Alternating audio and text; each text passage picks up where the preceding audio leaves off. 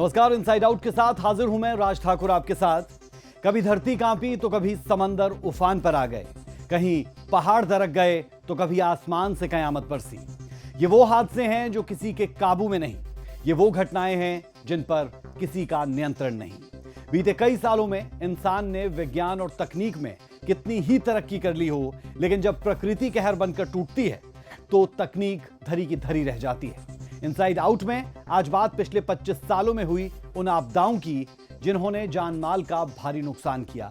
देश और दुनिया में साल 2001 से लेकर 2025 में अब तक दुनिया ने कई ऐसी आपदाएं झेली है जिसमें लाखों जिंदगियां मौत के गाल में समा गई, करोड़ों लोग बेघर हो गए और हुआ अरबों का आर्थिक नुकसान।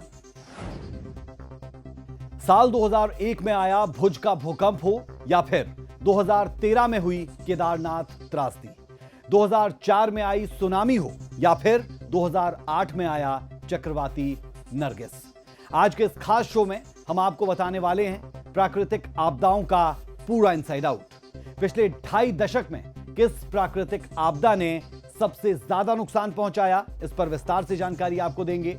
भारत और दुनिया में हुई कौन कौन सी भीषण प्राकृतिक घटनाएं, क्यों आते हैं चक्रवात, क्यों उठती है सुनामी, क्यों आता है भूकंप, क्यों फटते हैं बादल, कैसे काम करता है मौसम विज्ञान, दुनिया के कई हिस्सों में धरती में पड़ रही दरार किस तरफ संकेत करती है, ग्लेशियर्स का पिघलना कैसे मानवता के लिए चिंता का विषय है। इन तमाम बातों को विस्तार से बारीकी से रखेंगे आपके सामने इनसाइड आउट में। कार्यक्रम में आगे बढ़ने से पहले आपको उस त्रासदी की तस्वीरें दिखाते हैं जिसने एक बार फिर केदारनाथ में कुदरत के कहर की यादें ताजा कर दी। देवभूमि उत्तराखंड के उत्तरकाशी जिले में 5 अगस्त को कुदरत ने ऐसा कहर बरपाया कि पूरा गांव मातम में बदल गया। गंगोत्री धाम से कुछ ही किलोमीटर दूर बसे धराली गांव में देर रात क्लाउड बर्स्ट हुआ। खीरगंगा नदी उफान पर आ गई और भारी बारिश के साथ तेज मलबा गांव की ओर बढ़ता चला गया। 1 मिनट से भी कम समय में पूरा गांव इस सैलाब की चपेट में आ गया। 50 से ज्यादा घर, होटल और दुकानें इस उफनती तबाही की भेंट चढ़ गई। सैकड़ों जान पानी में लापता, कुछ के शव भी बरामद हो चुके हैं। स्थानीय प्रशासन, एनडीआरएफ, आईटीबीपी और सेना की टीमें आपदा के बाद से ही राहत बचाव में जुटी हुई हैं, लेकिन टूटे रास्ते और लगातार बारिश मुश्किलों को और बढ़ा रही है। आपकी टीवी स्क्रीन पर चल रही इन तस्वीरों के पीछे गांव के लोगों की चीख पुकार साफ सुनाई दे रही है। अपने आशियाने को यूं उजड़ता देखना, भला ऐसा मंजर कौन ही देखना चाहेगा। कुदरत के कहर की ये तस्वीरें एक बार फिर बता रही है कि पहाड़ों पर बेतरतीब निर्माण और पर्यावरण से खिलवाड़ हमें कितना महंगा पड़ सकता है। उत्तराखंड के मुख्यमंत्री पुष्कर सिंह धामी और प्रधानमंत्री नरेंद्र मोदी ने हालात की समीक्षा की। राज्य के लिए बड़ी राहत राशि रिलीज की गई। आपदा से जूझ रहे गांव का हाल पूछा जा रहा है, लेकिन सवाल यही है कि जो इंसानी जान इस कहर की भेंट चढ़ी, उनके परिवार को अब कुछ भी राहत क्या वाकई में कभी मिल भी पाएगी। पहाड़ों में लगातार आ रही आपदाएं ये बता रही है कि ये सब कुछ महज प्राकृतिक हादसे नहीं बल्कि एक चेतावनी है।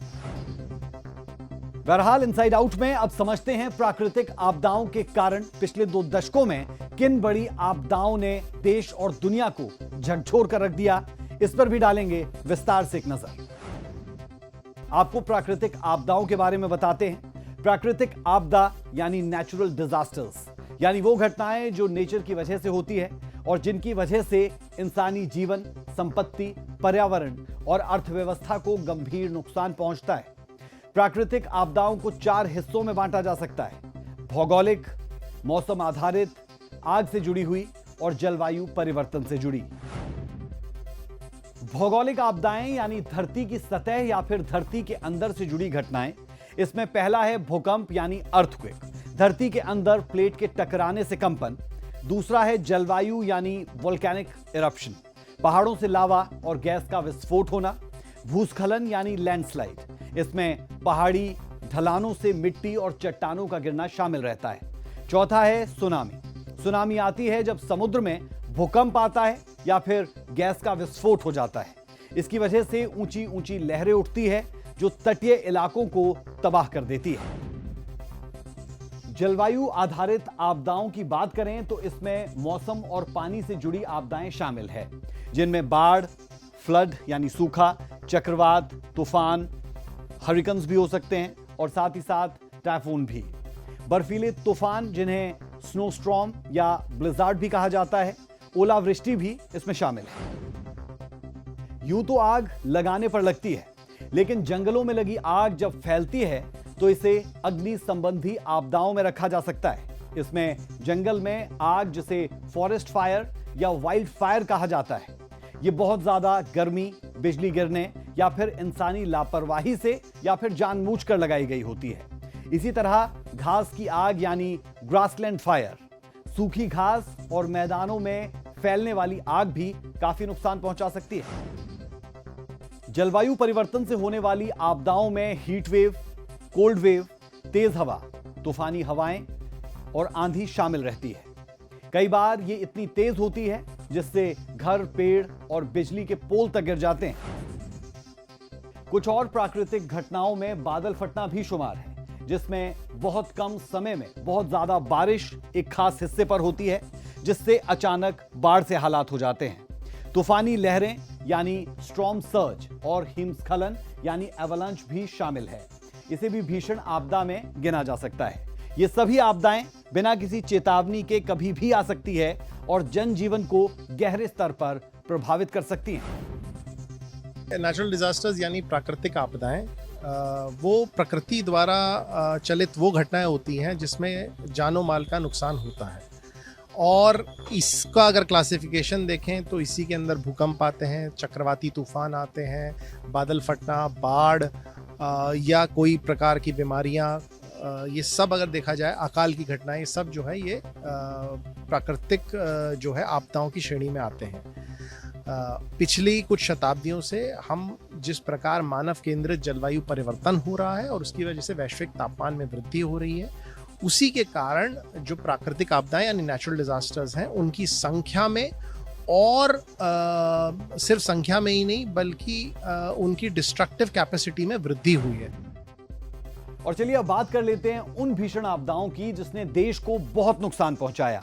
26 जनवरी 2001 गुजरात, भूकंप आता है। एक तरफ देश गणतंत्र दिवस मना रहा था तो वहीं कच्छ का भुज सुबह 8:46 पर भूकंप से कांप जाता है। भुज में 7.6 से 7.9 रिक्टर तीव्रता का भूकंप दर्ज किया जाता है। इस भूकंप में लगभग 15,000 लोगों की जान चली जाती है। 1.5 लाख लोग घायल बताए जाते हैं और 4 से 6 लाख लोग बेघर।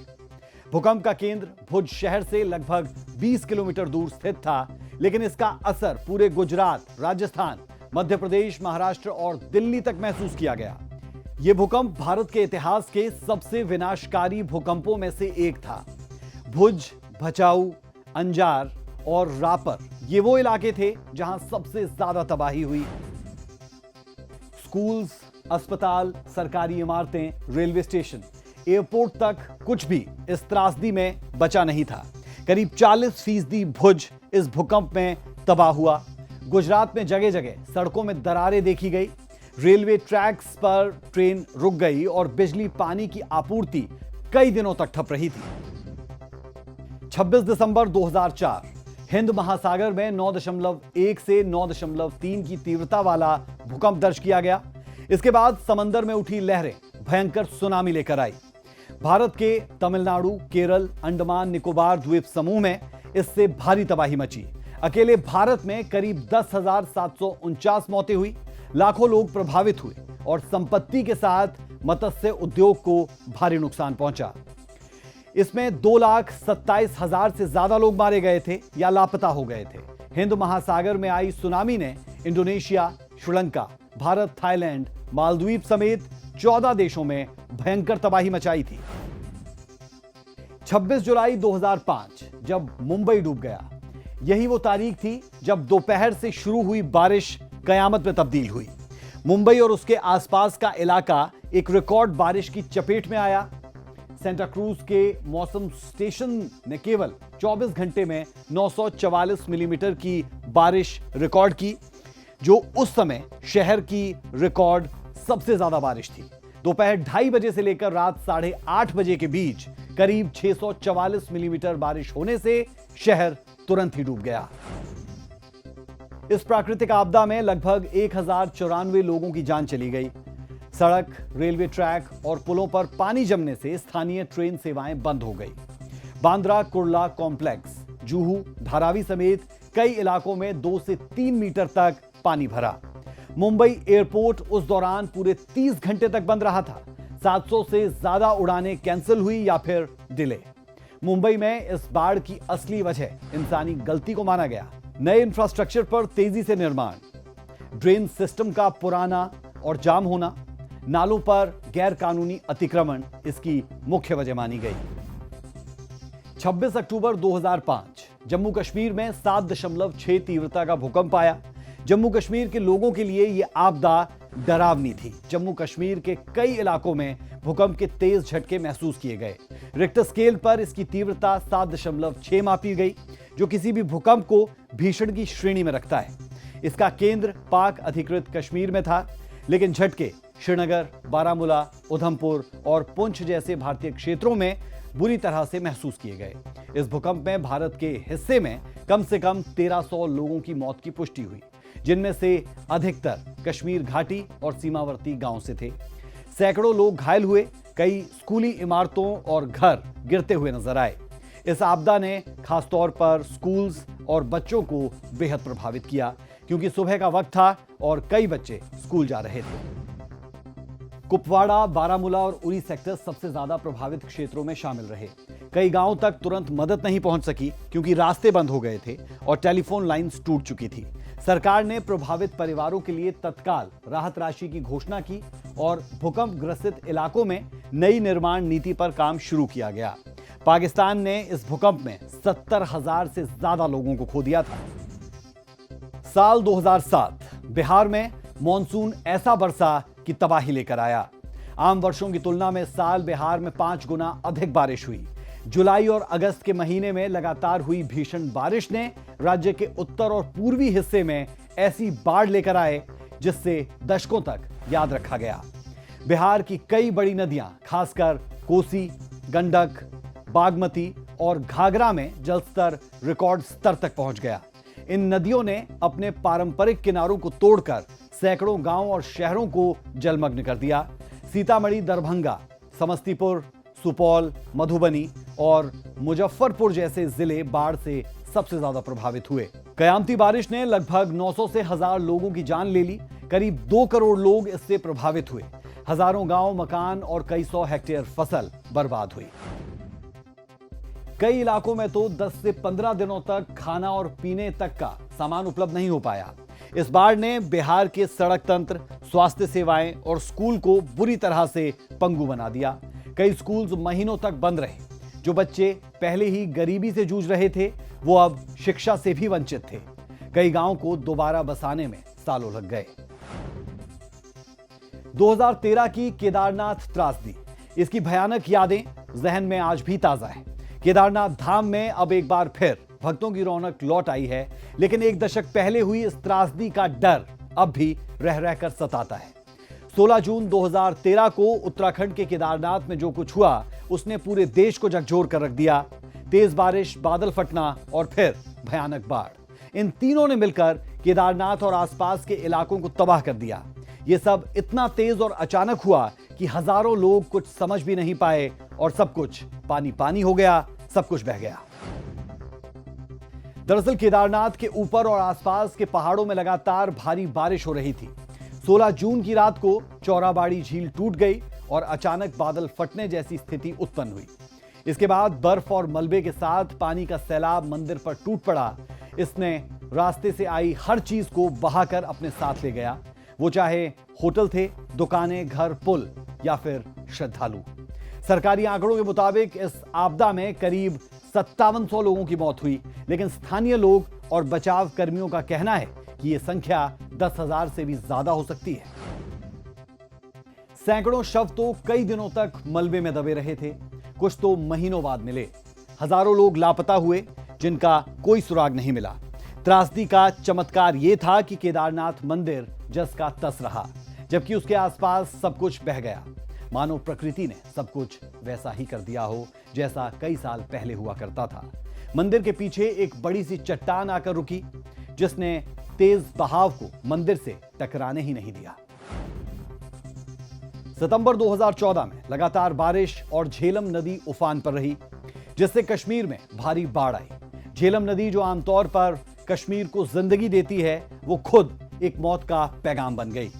जब यह नदी उफान पर आई तो पूरा श्रीनगर जलमग्न हुआ। लोगों के घर, दुकान, अस्पताल, सब कुछ पानी में डूब गया। सरकारी आंकड़ों के अनुसार इस बाढ़ में 550 से ज्यादा लोगों की जान गई और लगभग 2.5 लाख से ज्यादा परिवार प्रभावित हुए। आर्थिक नुकसान का अंदाजा 5,000 से 6,000 करोड़ रुपए के बीच में लगाया गया। कई पुल और सड़कें टूट गई और पूरा संचार तंत्र ठप हो गया। विशेषज्ञों ने कहा कि झेलम नदी के किनारे बिना प्लानिंग के निर्माण, अवैध अतिक्रमण और प्राकृतिक जल निकासी तंत्र के जाम हो जाने के कारण पानी निकल नहीं सका। इसके अलावा सरकार के पास कोई समय रहते अलर्ट सिस्टम नहीं था, जिससे लोग पहले से तैयार हो पाते।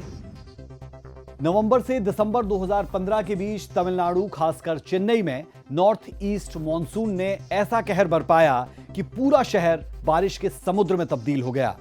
लगातार कई हफ्तों तक मूसलाधार बारिश होती रही और जब 1 दिसंबर को चेन्नई में 24 घंटे में 345 मिलीमीटर बारिश दर्ज हुई तो यह आंकड़ा सदी में सबसे ज्यादा का बना।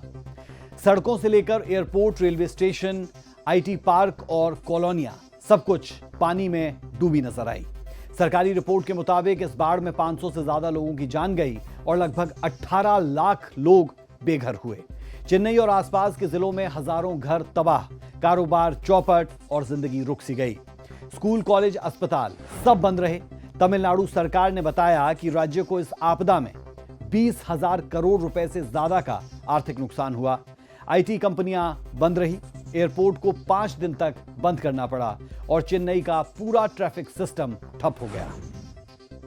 2020 में केरल में आई बाढ़ भी तबाही से कम नहीं थी। 1 जून से लेकर 18 अगस्त 2020 तक भारी मॉनसूनी बारिश के चलते घाटी वाले इलाकों में बाढ़ और भूस्खलन हुआ।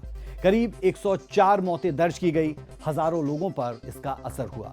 राज्य को 19,000 करोड़ का नुकसान बताया गया। कुछ ऐसे डिजास्टर होते हैं जो एक्चुअली डिजास्टर नहीं है। अब मान लीजिए बाढ़ है, इसको हम क्या बोलते हैं? Natural disaster. एक्चुअली क्या प्लानिंग नहीं है ये। बाढ़ किसे कहते हैं? बाढ़ कहते हैं अनकंट्रोल्ड फ्लो ऑफ वाटर, यानी कि जब पानी को हम कंट्रोल नहीं कर पाते हैं, अनकंट्रोल हो जाता है, दैट इज फ्लड। और अगर इसे हम चैनलाइज कर दें, इसको हम कंट्रोल कर दें, इसके हम डैम बना दें बड़े बड़े, वहाँ पर इसको इकट्ठा कर दें पानी को, तो इसको हम जो है कंट्रोल कर सकते हैं। तो और ह्यूमन भी कह सकते हैं फॉल्ट, तो ये उसमें आ जाता है मैन मेड में। साल 2023 का मॉनसून हिमाचल प्रदेश के लिए काल बनकर आया। 24 जून से सितंबर तक चली इस भारी बारिश ने इतिहास में दर्ज सबसे भयावह प्राकृतिक आपदा का रूप लिया। जुलाई के दूसरे हफ्ते में बारिश सामान्य से 400% से भी ज्यादा रिकॉर्ड दर्ज की गई। नतीजा यह हुआ कि प्रदेश के कई जिलों, जिनमें शिमला, मंडी, कुल्लू, चंबा और कांगड़ा में लैंडस्लाइड और बादल फटने जैसी घटनाएं एक के बाद एक देखने को मिली। पूरे सीजन में लगभग 150 भूस्खलन, 90 फ्लैश फ्लड्स और 100 से ज्यादा बादल फटने की घटनाएं दर्ज हुई। सरकारी आंकड़ों के मुताबिक 300 से 450 लोगों की मौत हुई। करीब 38 लोग लापता हुए। हादसे में 10,000 से ज्यादा मवेशी भी मारे गए। इस दौरान लगभग 12,000 घर या तो पूरी तरह से ढह गए या फिर रहने के लायक नहीं बचे। सड़कों की हालत ऐसी हुई कि करीब 13,000 सड़क मार्ग पर यातायात बंद रहा। कई किलोमीटर तक बिजली व जल आपूर्ति लाइनों को नुकसान पहुंचा। शुरुआती नुकसान 3700 करोड़ रुपए का था, जो बाद में बढ़कर 10,000 से 12,000 करोड़ तक पहुंचा। केंद्र सरकार ने राहत के लिए एसडीआरएफ से लगभग 189 करोड़ रुपए जारी किए, जबकि राज्य सरकार ने पूरे हिमाचल को प्राकृतिक आपदा प्रभावित राज्य घोषित कर दिया। जब भी मेघों में जो होता है आर्द्रता की और घनत्व की अधिकता होती है, और वो एक ही स्थान पर इकट्ठा हो जाते हैं और उनका तुरंत ही संश्लेषण हो जाता है। उस कारण से हम देखते हैं कि बादल फटना यानी एक ही समय पर कुछ ही समय में बहुत सारी वर्षा हो जाना, उसे हम बादल फटना कहते हैं। और उससे बहुत अधिक नुकसान आजकल हो रहा है, क्योंकि बादल फटने की घटनाओं में जो मेघ ज़्यादा रिस्पॉन्सिबल हैं उन्हें क्यूमुलोनिम्बस कहते हैं, और वो भी जलवायु परिवर्तन के कारण उन मेघों का अधिक निर्माण हो रहा है। और जब भी वो मेघ ऐसी एक जगह पर तुरंत अपना सारा का सारा प्रेसिपिटेशन खो देते हैं, उसे हम बादल फटना कहते हैं। पहाड़ों पे 3 तरीके की स्लाइड होती है। एक होती है स्नो स्लाइड, यानी बर्फ का जो फिसलना, इसे एवलांच बोलते हैं। दूसरा होता है मड स्लाइड। ये मड स्लाइड आपने बहुत अभी कॉमन हो गया, पहले नहीं था ये। इसी को हम लोग लैंड स्लाइड भी बोलते थे।